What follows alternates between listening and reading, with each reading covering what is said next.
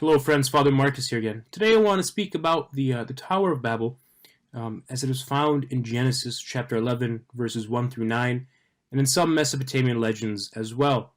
To make a long story short, after the Great Flood, the human race united to make a single language. Soon enough, in the land of Shinar, which would be in the region of Babylonia between the Tigris and the Euphrates, they began to build a tower in order to reach the heavens. The reason for the building this tower, the Old Testament tells us, was for the people to put themselves on an equal position with God, to reach the heavens because they felt as though they should be there, as it was not fair that God had claimed the heavens for himself. The Jewish Midrash commentary in the Old Testament tells us the builders of the Tower of Babel went a step further and challenged God in the heavens to war. The Midrash tells us that they placed an idol with a sword at the top in order to let God know of the declaration of war, and even fired arrows into the heavens.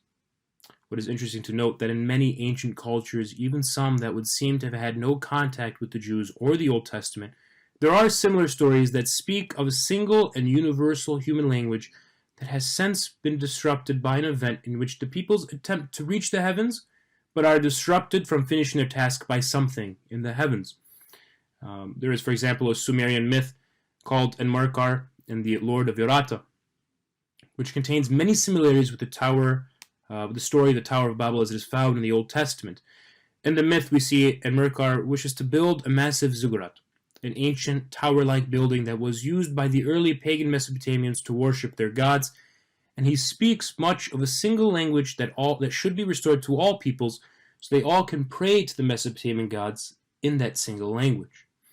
The Greeks and the Romans had a similar story in which giants attempted to reach the heavens by stacking mountains on top of each other, but the god Jupiter destroys them with his thunderbolts.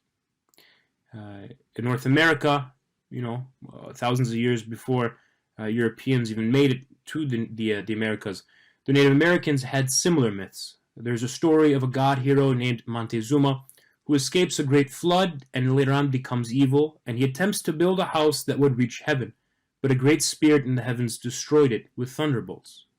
There are many other stories and cultures across the world that have myths that contain elements that are similar to the Tower of Babel, which many scholars find incredibly interesting because a lot of these cultures probably never had any influence or contact with Judaism or from any other civilizations that created similar myths.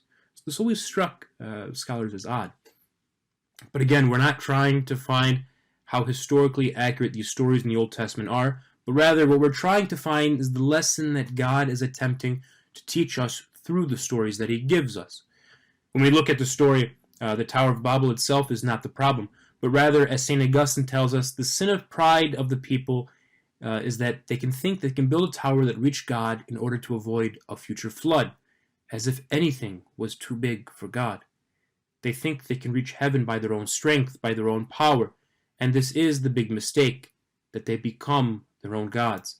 They begin to think that they no longer have a need for God in their lives. But God reminds us of how small we are and how much we need him in our life. God bless you all.